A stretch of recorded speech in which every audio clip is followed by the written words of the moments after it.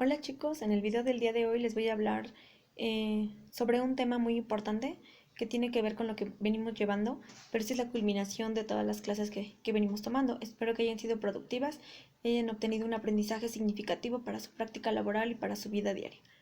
Eh, Como bien saben, la parte biológica de la conducta implica desde conocer el sistema neurológico, conocer nuestro sistema endocrino, conocer cómo funcionamos internamente. Muchas veces el comportamiento está regido por una falla en nuestro organismo o en nuestro sistema. Los procesos psicosomáticos tienen muchísimo que ver con ambas. Los procesos psicosomáticos, no sé si ya han escuchado de ellos, y si no, pues en este tema espero que les sea de mucha ayuda. De acuerdo al DSM-5 o el Manual de Clasificación de las Enfermedades Mentales, se caracteriza por la presencia de síntomas físicos que sugieren una enfermedad médica, pero no puede explicarse por la presencia de una enfermedad, o tampoco por los efectos directos de una sustancia o por un trastorno mental. Ejemplo, les pongo un ejemplo de ahorita del fenómeno que estamos viviendo, la pandemia mundial del coronavirus. Hay personas que sienten los síntomas, sienten tos, sienten resfriado, congestión nasal, incluso temperatura en su cuerpo. Van al hospital y piden hacerse la prueba de COVID-19. En el hospital les hacen la prueba y sale negativa, pero ellos insisten, van a su casa e insisten tener los síntomas. Muchas veces el resultado de un hospital que les digan no tienes la enfermedad los tranquiliza, los relaja y desaparecen los síntomas en su cuerpo, pero muchas veces sigue la preocupación constante en casa. Estos síntomas producen un malestar muy significativo, ya que produce un deterioro social, un deterioro laboral y un deterioro en las áreas importantes de la vida. Los trastornos eh, somáticos, o también conocidos como somatomorfos, son los que los síntomas no están bajo un control voluntario.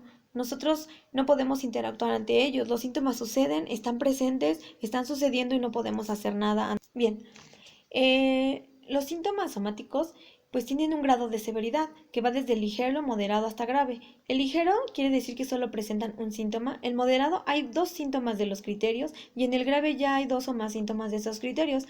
Además de los síntomas ya pueden considerarse como graves. Los síntomas pueden afectar cualquier parte del cuerpo, aunque son más frecuentes las molestias gastrointestinales como dolor, regurgitación, vómitos y náuseas. También pueden ser dérmicas, como en la piel, como puntos, quemazones, hormigueo, incluso entumecimiento.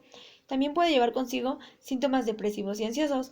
Los síntomas no son productos intencionales o fingidos, tampoco son explicables por una enfermedad médica. El paciente es consumidor de muchos fármacos, medicamentos y analgésicos, y eso lo podemos ver ahorita con pacientes que que se encuentran en esta pandemia, están sufriendo de verdad pensando que tienen la enfermedad. Ejemplo, los trastornos obsesivos compulsivos, las personas lavan sus manos y aún así sienten que puede tener un riesgo de contagio de la enfermedad. Les voy a comentar de un caso que sucedió de una persona con un síntoma somático. Es una mujer de 45 años que presenta quejas en distintas partes de su cuerpo. ¿En qué partes de su cuerpo? Pues en cabeza, pecho, espalda, dolor menstrual, tiene pesadez en las piernas, tiene mareos, debilidad física, fatiga, alteración del equilibrio, hinchazón abdominal y estreñimiento. Esta persona lleva acudiendo a su médico desde hace tiempo y en ocasiones pues la han derivado a varios especialistas porque realmente nadie encuentra qué padecimiento tiene o qué riesgo tiene. No hay hallazgos que expliquen estos padecimientos. ¿En qué se caracteriza su enfermedad? Pues que presenta un patrón de síntomas somáticos recurrentes, múltiples y variables, clínicamente significativos. Comenzaron desde hace varios años y tienen por lo menos 2 años de su explicación. Dichos síntomas no tienen ninguna explicación médica, ni por estados de alguna sustancia. Entonces, el paciente si presenta estos síntomas quiere una explicación, no recurre al psicólogo, recurre a un hospital a hacerse la mayoría de pruebas y si le duele la cabeza va a tomar un analgésico, si le duele el estómago va a tomar una pastilla para el dolor de estómago y estas personas se causan daño debido a que consumen muchísimas sustancias, muchísimos medicamentos para poder controlar una enfermedad que no existe. Entonces, un síntoma somático que produce. Hay un síntoma, hay una respuesta fisiológica, pero la enfermedad no existe, es creada por nuestra propia mente. Les voy a comentar de un síndrome que a lo mejor ya escucharon o vieron en alguna película. Se considera el síndrome de trastorno ansioso por enfermedad, mejor conocido como hipocondría. Les voy a contar un caso. Juana, de 35 años, llama a consulta diciendo que tiene algo malo en la cabeza, en la zona occipital y en la parte del cuello. Considera que es un caso urgente. Hace 2 años tuvo un accidente de coche y recibió un golpe. Tuvo que llevar un collarín.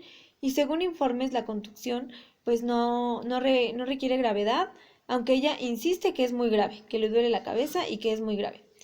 Entonces les explico a qué se refiere la hipocondría.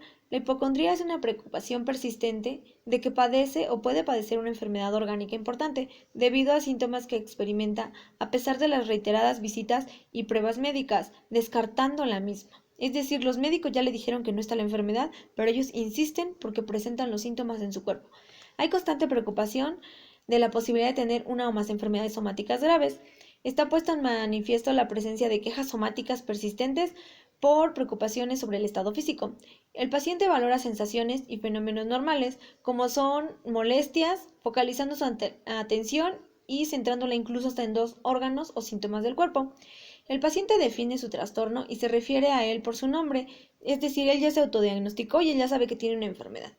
Se presenta antes de los 50 años, no hay una preferencia, es idéntico tanto en hombres como en mujeres. Los pacientes se sienten incomprendidos cuando las personas pues los transcriben al psiquiatra o al psicólogo. Y una maniobra puede mantener pues un comportamiento normal o casi normal. Los pacientes con hipocondría se dividen en 2 grupos. Los que tienen síntomas somáticos, que su principal preocupación pues son los síntomas son leves, y los otros pacientes que tienen síntomas que se consideran graves o ya consideran que tienen una enfermedad incluso mortal.